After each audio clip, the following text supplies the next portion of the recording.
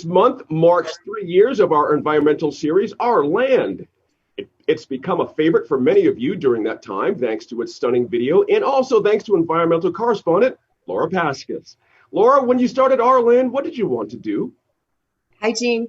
So we were hoping to bring complicated science to New Mexico PBS viewers, but wrapped up in a way that was visually appealing and also really kind of evokes the love that so many New Mexicans feel for our landscapes and our rivers and our communities.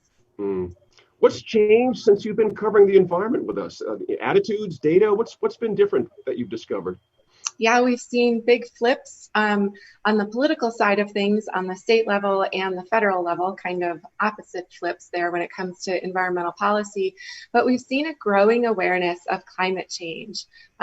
Most New Mexicans understand that climate change is happening. There were recent numbers just out from the Yale Department of Climate Change Communication, which showed that 92% of registered Democrats in New Mexico understand that climate change is happening, and 51% of Republicans in New Mexico. So New Mexicans know that climate change is happening. Laura, like all of us, you've been stuck inside when it comes to producing new Our Land episodes. When you do get the all clear to start venturing out again, what's ahead? We have a really neat episode coming up later this summer about the Animas River. And once we can get back out again, I'm looking forward to more stories about New Mexico's tribal communities and land management, and some good stories on rivers and forests and things like that. Speaking of rivers, I hear there's some activity at the Gila River Wilderness. What's going on there? Right, so our episode this month focuses on an update on the Gila River Diversion Project. Recently, the state voted to stop funding the diversion project, and the New Mexico CAP entity down there in southwestern New Mexico is going to push back against that decision. But it's a development that I'm sure lots of New Mexicans are really interested in.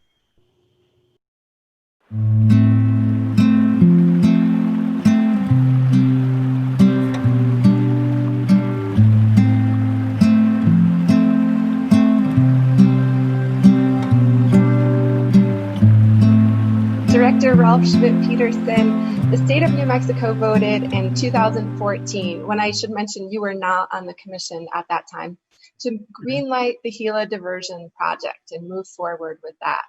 Just recently, 6 years later, the commission has voted to end funding for environmental studies on the diversion project. Does this effectively end plans for any development on the Gila? And we put three questions in front of them that are directly related to your question.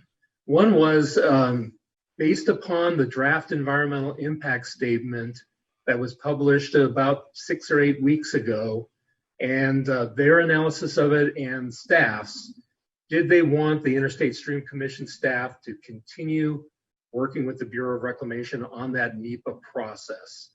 And the commission, after a considerable amount of discussion, said they did not, and they directed us to kind of stop and slow that process and ultimately end it. And we're in the process of taking those steps now. In addition to that, they voted to not fund the Bureau of Reclamation for the completing or continuing that NEPA process. That was about $635,000. And then they directed us to work with the rural communities in that area.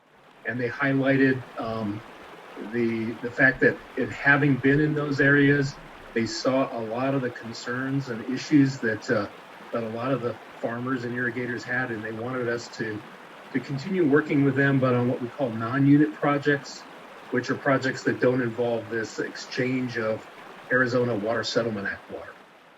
This has been a controversial project, and people all over the state have had lots of opinions about it. And I'm curious, moving forward, what are your hopes for water planning in southwestern New Mexico, and how people can come together and move forward into the future?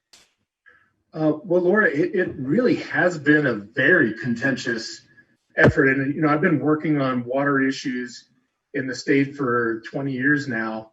And that issue and the issue on the Southwest region really has been, if not the most contentious, probably close to it. I'm really hoping that we can help to bring the kind of a more broader group of people in those communities together to look at a wider range of potential activities that could be put on the ground. I know that there are concerns that our commission expressed about these bulldozer push-up diversion dams in the river that are there in the San Francisco River Valley and the Gila River Valley. They directed us to really focus to work with those entities to see if we can put something in place that is more helpful for those parties, but also more environmentally friendly. They were very concerned about the potential threat to New Mexico farmers down in Verdon, where there was a potential that those farmers' ability to use some of their water would be restricted due to litigation in Arizona, and they wanted us to evaluate that. And then more generally, having visited the area, and I think from their general backgrounds, they're very concerned about our rural communities and finding ways to provide support to those communities that helps them with the water needs, but is also environmentally conscious. Norm Gaum, you're the former director of the New Mexico Interstate Stream Commission, and it's fair to say you've spent at least the last 6 years obsessively fighting against the proposed diversion of the Gila River. What's so significant about the ISC's recent vote on the Gila? Well, it reversed 16 years of effort by that agency to try to make something work out of this federal authorization that they have to buy water and develop it in Southwest New Mexico, buy water in Arizona, trade that water they bought in Arizona for diversions from the Gila, and make sense out of who needs the water and who could pay for it in Southwest New Mexico. And nothing made sense.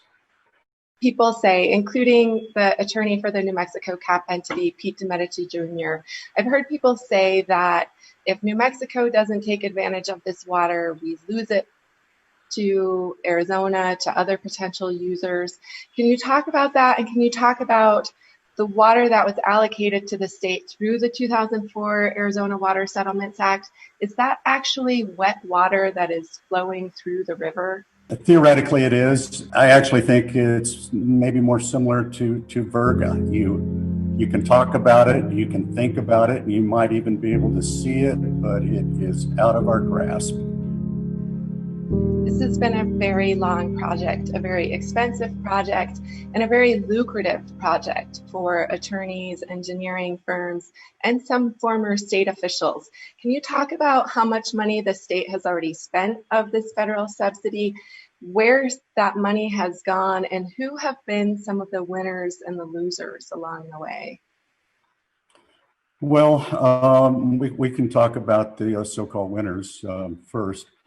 The state has spent $16 million over 15 years trying to plan this project. That's all they've done is so-called planning. It's not really even planning because they avoided all of the investigations that would lead them to negative answers. And the winners are the consultants who agreed to report back to the ISC what they wanted to hear. More recently, Pete Domenici, the lawyer for the New Mexico CAP entity, has made over $500,000. The former state engineer who steered this project, when he was state engineer, his firm, I think, has made about $500,000. Other consultants that work for the ISC have cleared over $1 million. And the Interstate Stream Commission just paid $5.3 million to the federal government to prepare the environmental impact statement. And most of that, I think, went to contractors. And they did it's the worst document I've ever seen, Laura, with regard to veracity and truth and science and facts. And even so, they concluded, based on their totally biased analysis, that this project could never fly. That is a lot of money and a lot of time. So there have been a number of proposals to dam the Gila River over the decades. This wasn't the first one. Do you think it will be the last one? I don't know. I mean, all of the proposals, well, the recent proposals all stem from this 1968 political authorization. And those attempts were Hooker Dam, Connor Dam, a development in Magus Creek, and now this latest episode, which went up and down the river searching for a location that would work with no success. The federal government set aside the original Hooker Dam site in 1918, and soon after that concluded that there was no water available for diversion. And it's totally impractical to develop the water, but to say that we've learned our lessons as a society, or the proponents have learned from their awful experience and their huge expenditures and their failure, I don't think they've learned a thing. Well, thank you so much, Norm, for joining us. It's a far cry to be on Zoom from where we were last summer reporting from the Gila, but thanks for joining us.